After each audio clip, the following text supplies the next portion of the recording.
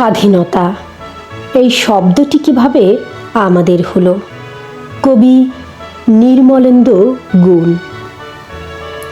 একটি কবিতা লেখা হবে, তার জন্য অপেক্ষার উত্তেজনা নিয়ে লক্ষ লক্ষ উন্মত্ত অধীর ব্যাকুল বিদ্রোহী শ্রোতা বসে আছে ভোর থেকে জনসমুদ্রের উদ্যান সৈকতে। কখন আসবে কবি? এই শিশু পার্ক সেদিন ছিল না, এই বৃক্ষে ফুলে শোভিত উদ্যান সেদিন ছিল না, এই তন্দ্রাচ্ছন্ন বিবর্ণ বিকেল সেদিন ছিল না। তাহলে কেমন ছিল সেই দিনের সেই বিকেলটি? তাহলে কেমন ছিল শিশু পার্কে, বেঞ্চে, বৃক্ষে, ফুলের বাগানে ঢেকে দেয়া এই ঢাকার হৃদয় মাঠখানি? জানি সেদিনের সব স্মৃতি মুছে দিতে হয়েছে উদ্যত্ত কালো হাত। তাই দেখি কবিহীন এই বিমুখ প্রান্তরে আজ কবির বিরুদ্ধে কবি, মাঠের বিরুদ্ধে মাঠ, বিকেলের বিরুদ্ধে বিকেল, উদ্যানের বিরুদ্ধে উদ্যান, মার্চের বিরুদ্ধে মার্চ। হে অনাগত শিশু, হে আগামী দিনের কবি, শিশু পার্কের রঙিন দোলনায় দোল খেতে খেতে তুমি একদিন সব জানতে পারবে। আমি তোমাদের কথা ভেবে লিখে রেখে যাচ্ছি সেই শ্রেষ্ঠ বিকালের গল্প। সেই উদ্যানের রূপ ছিল ভিন্নতর, না পার্ক, না ফুলের বাগান, এসবের কিছুই ছিল না।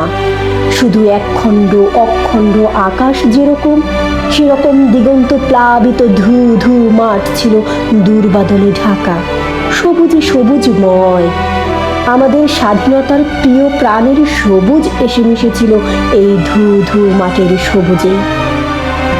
কপালে কবজিতে লাল শালু বেঁধে এই মাঠে ছুটে এসেছিল কারখানা থেকে লোহার শ্রমিক, লাঙল জোয়াল কাঁধে এসেছিল ঝাঁক বেঁধে উলঙ্গ কৃষক, পুলিশের অস্ত্র কেড়ে নিয়ে এসেছিল প্রদীপ্ত যুবক, হাতের মুঠোয় মৃত্যু। চোখে স্বপ্ন নিয়ে এসেছিল মধ্যবিত্ত, নিম্নবিত্ত, করুণ কেরানি, নারী, বৃদ্ধ, বেশ্যা, ভবঘুরে, আর তোমাদের মতো শিশু পাতাকুড়ারেরা দল বেঁধে।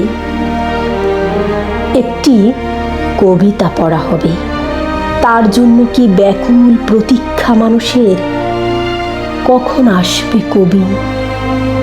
কখন আসবে কবি?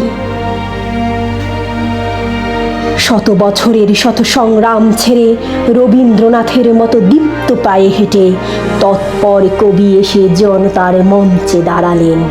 তখনও পলকে দারুণ ঝলকে তরিতে উঠিল জল, হৃদয়ে লাগিল দোলা, জনসমুদ্রে জাগিল জোয়ার, সকল দুয়ার খোলা, কে রোধে তার বজ্র কণ্ঠবাণী।